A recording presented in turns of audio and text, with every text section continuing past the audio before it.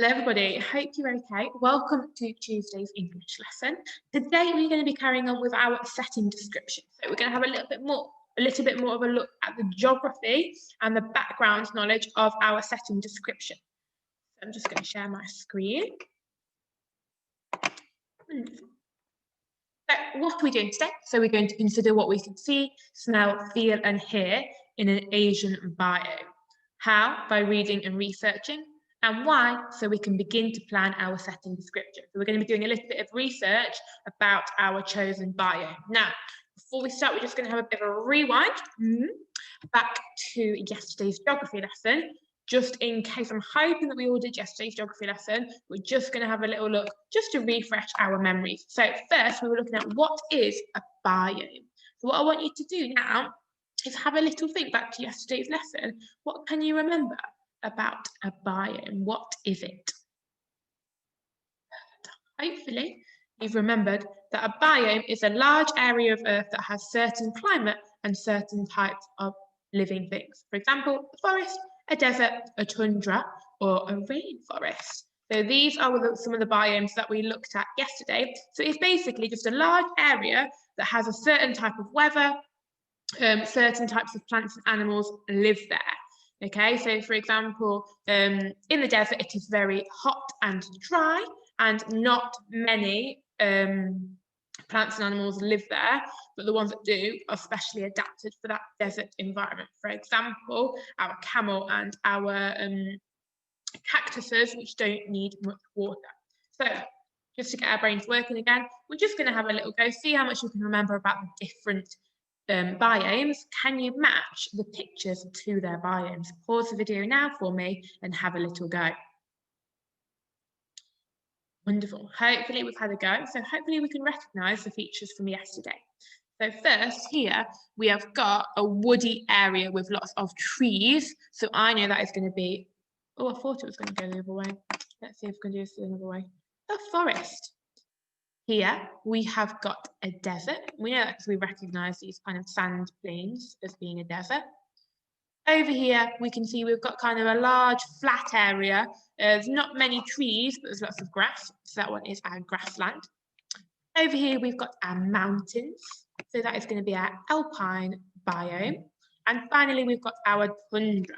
And our tundra is an area where it's very cold and there isn't much life there. So we can see there's some snow and ice frozen over on the floor, and there's not many plants that can survive in our tundra. So well done if you match those up correctly.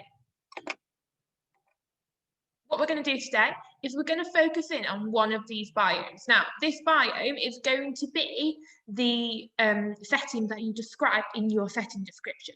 I want you to choose one of these biomes now.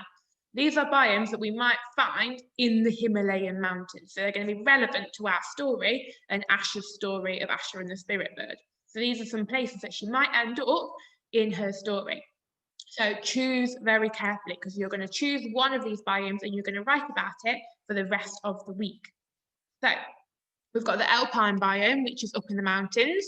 We've got the forest biome, because we might also come across a forest in the Himalayas. We've also got the grassland biome. So a lot of rural India would have been grassland where the animals would have grazed. Okay, so it's up to you which biome you pick, but choose carefully. I am going to pick the forest. Okay, because there is lots and lots going on in the forest. I'm thinking about what kind of ideas I've already got coming to mind. Actually, I think there's going to be I'm going to have more to write about the forest because I've got more ideas. Whichever one you pick, we're going to be generating some ideas today anyway. So this is going to be your task for today.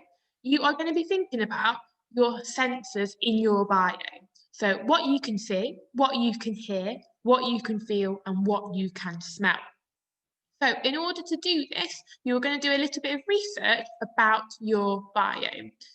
You can, if you like, use this picture or use the pictures that I've shown, or you can find your own picture. For example, you might want to have one in winter in the snow. Or you might want to have a slightly different picture of the mountains.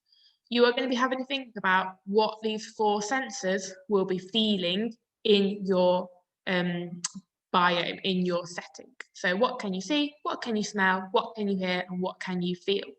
So what I want you to do now then is I want you to have ready on a piece of paper, just like what my slide looks like now. So your picture in the middle, or you can just do a little drawing in the middle. And then round the outside, can you draw these 4 boxes, and you're going to use that to record what you've done, what your, sorry, I'm mumbling today, your research that you're going to find about your biome. And you can play when you're ready. Fabulous. Hopefully you've all got something now that looks like a bit like this on your piece of paper or on your technology, whatever you are using. Okay, now we're going to have a little think about what you're going to write in each box. Okay, so I want you to do a little bit of research now, as well as obviously using your knowledge that you already have about these biomes. Okay, so for your eyes, you're thinking about what's there, what can you see? So I've written trees, mountains, plains, for example, like big stretches of land, animals. So what animals live there in your biome? So you're going to do that by doing a little bit of research about your biome.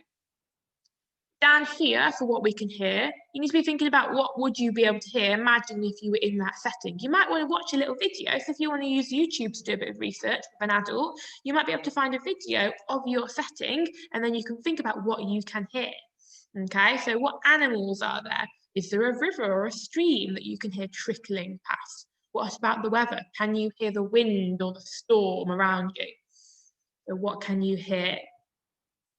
Over here, what can you smell? So this might be something, this could just be the fresh air, okay? So often if you go outside and it's a really fresh, clear day, you might be able to actually smell that freshness in the air, like if you were out in nature, okay? Is there something like a plant that's grown there? For example, can you smell the pine trees?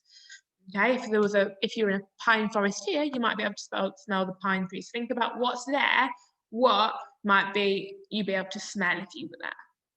And finally, down here, what can you feel? Now, I don't really mean what can you touchy feel with your hands. I more mean, what's the weather like? Is it hot or cold? Is it wet or dry? Okay, how do you feel when you are in your biome? So you're going to be doing a bit of research to fill in these 4 boxes and answer these 4, well, there's more than 4 questions. No. Well, you answer these 4 questions.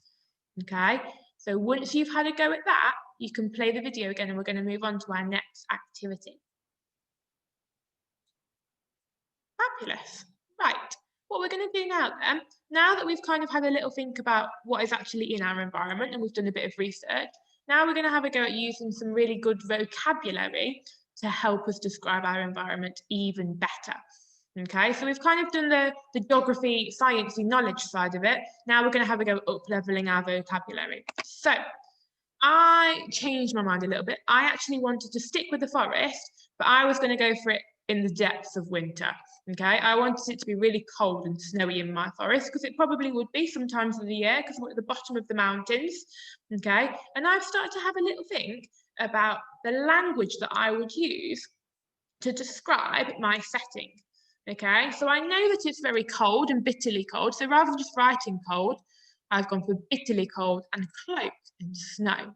Okay, I've started talking about my river. It's not just the sound of a river, it's the sound of a rapidly flowing river. When it gets dark, I might want to talk about how it's engulfed in darkness. I can no longer see it anymore.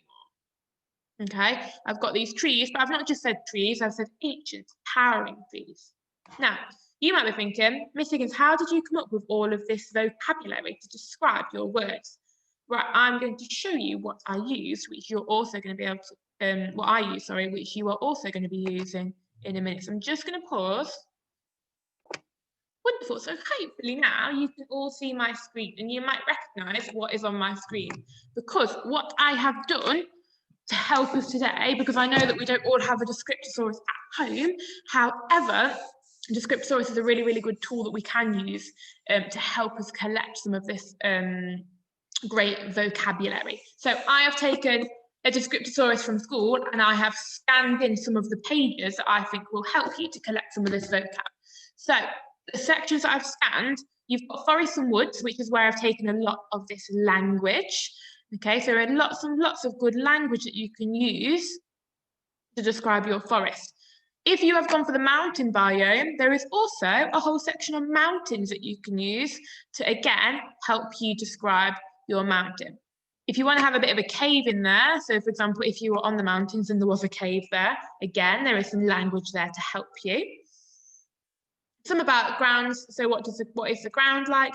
And then also you will have some about streams, rivers and lakes. So if there is a river or a lake in your biome, you might want to describe that as well. So you're going to have a go at using the Descriptosaurus, the pages that I've put on for you, to describe your setting, just like I have done. Let's just put my slide back on. Oh, I've lost it.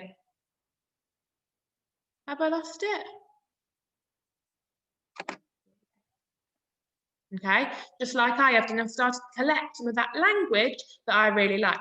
Now, it's important to remember that not everything in the Descriptosaurus is going to fit your setting. So you're going to have to choose carefully so that your reader can get a really good visual image of your setting without it being too random. Okay, we can't just pick out random things from the Descriptosaurus and stick them in, because that might not work. Okay, so we're going to be using our Descriptosaurus to magpie ideas. Now, this is what you're going to do today. Obviously, like I said, your biome might be different to mine. You might not want to do the snowy forest. You might want to do the mountains or the grassland, or you might want to do the forest in spring where it's not snowy. Okay, talking about the sun and the light and the heat. It's up to you, the biome that you choose, as long as you choose one of them from our options. Okay, what I want you to have a go at doing is using our pages, which I'm going to put as a link on Class Dojo story, so you can go and see the Descriptosaurus. You can also use things from your own mind if you want. It doesn't all have to be from the Descriptosaurus. It's just a tool to help you. You're going to annotate, so you're going to label your picture with the different words that you're going to use to describe it. So that is your second task for today. So hopefully by the end of this, you have done the first one where you've done your 4 questions. What can you see, smell, hear and feel? And then you've had a go at collecting some vocabulary to kind of up level that description. So you're using stuff from the Descriptosaurus and maybe from the internet, or maybe just stuff that you vocabulary that you already know to describe your setting. Can't wait to see how you get on over on Class Dojo, and we will see you tomorrow. Bye.